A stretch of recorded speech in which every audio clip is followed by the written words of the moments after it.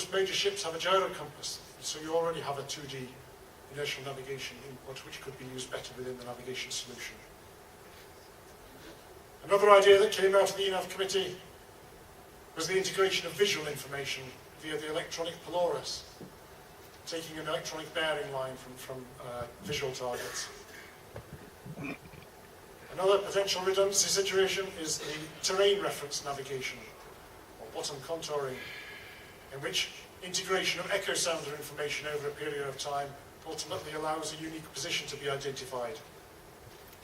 Within the context of e-navigation, I would see this as being a two-way street, in that if the ship is recording its echo sounder data, this can then be relayed ashore and effectively be used to input into survey plans. There is, of course, IALA20100325, LORAN being the only current land-based terrestrial navigation system that could be used as a backup to GNSS. Or we also looked at developments of DGNSS, or even AIS, what we call ranging mode, or R mode, with the provision of a timing signal from the DGNSS transmitter.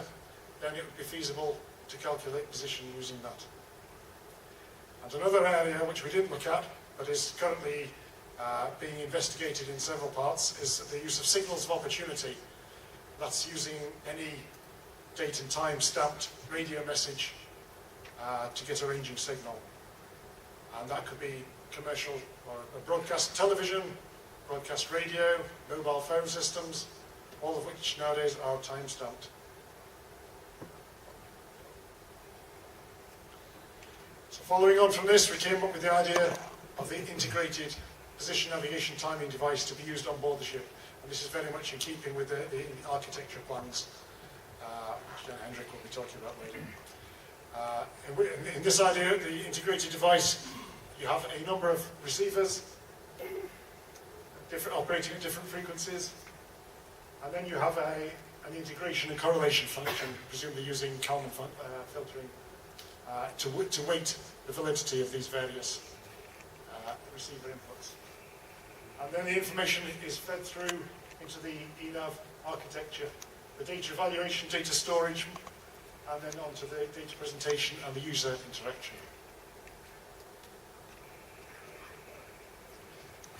So in conclusion, the Worldwide Radio Navigation Plan was finished at the last ENAV committee meeting, and the recommendations, key recommendations, are that IALA members are encouraged to contribute to the development of e-navigation, to represent maritime interests to the providers of GNSS and space-based augmentation systems, to provide IALA DGNSS services, provide appropriate levels of contingency support, to respond to the development of new technology radars, and to contribute to the development of new systems to enhance marine navigation.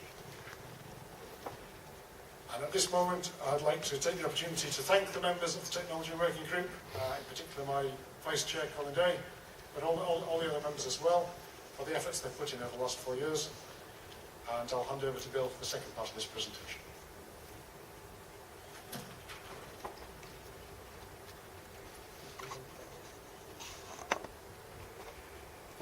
Thank you, Peter. Thank you, Chairman. Good afternoon, everyone.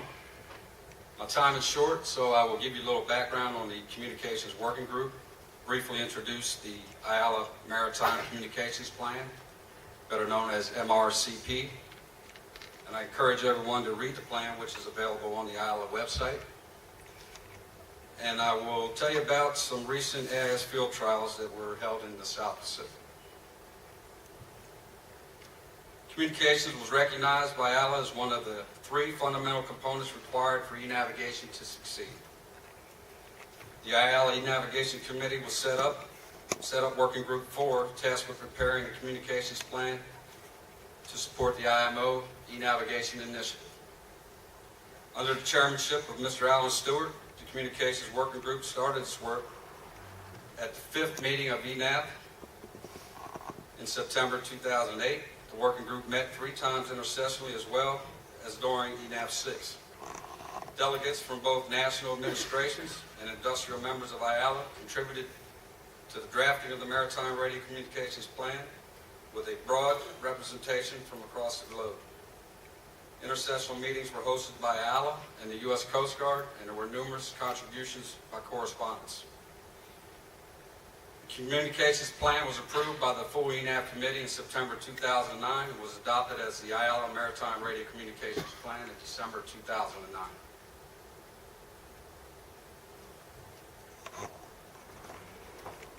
The IALA Maritime Radio Communication Plan outlines current radio technologies used for maritime communication, identifies future technologies necessary for maritime communications and ENAV, and establishes the IALA position regarding maritime-related agenda items for the World Radio Conference in 2012.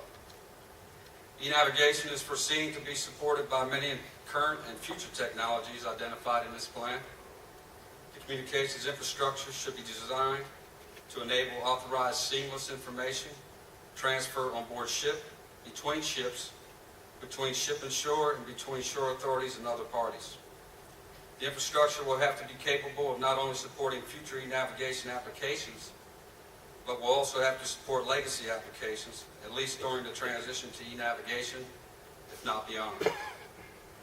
It will therefore be bandwidth intensive and possibly rely upon a range of technologies.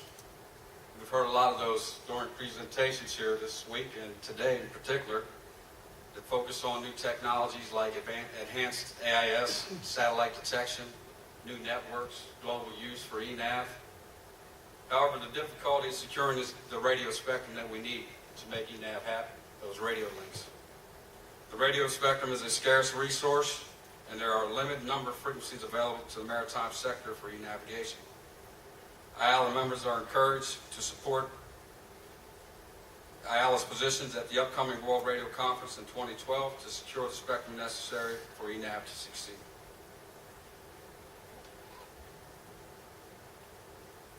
Although the user requirements for e-navigation are not fully defined, the working group was able to assess the range and nature of future applications that will require digital radio communications. The moves from analog to digital and from voice to data show the way forward for future radio communications. Time sharing of voice and data communications on a common channel is a recent technological advance that can be applied to e-navigation. Recognizing the need to develop and promote spectrum efficiency, techniques such as time division multiple access, TDMA, as used by AIS, are seen as the future for digital communications in the maritime sector. Additionally, technologies such as MF data around 500 kilohertz, as well as broadband, WiMAX, and mesh networks should be studied for future consideration in e-navigation. GMDSS modernization is also closely tied together with ENAV, and the use of AIS technology and AIS SARTs, EPIRBs with AIS, are attractive for use in the modernized GMDSS. Communications Working Group reviewed studies and reports from many IALA national and industrial members as well as liaison with ITU and considering ITU studies and recommendations.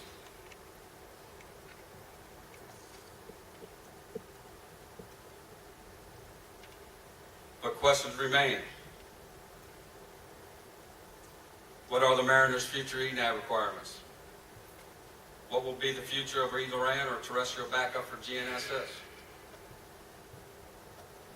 Currently, these are some of the promising technologies for ENAV communication strategy, and in particular, the use of enhanced digital AIS technology are seen as the most promising for an ENAV communication strategy. So let's take a look at the future considerations for enhanced AIS. Communications and AIS working groups partnered during ENAV 5 and 6 sessions developed a future AIS channel plan that uses the current AIS-1 and AIS-2 for navigation as originally intended. Suggests additional channels 3 and 4 for satellite detection, channels 5 and 6 for digital VHF shore service to transmit ship and port information between ship and shore, and channel 70 to be used for channel management. Communications and AIS Working Group also partnered to conduct AIS-C trials in an effort to evaluate AIS SARTs and AIS EPIRBs that could be used in a modernized GMDSS. and to test the ability and detect these devices and AIS radios by satellite. Most recent testing was completed this past January in the South Pacific off of Oahu.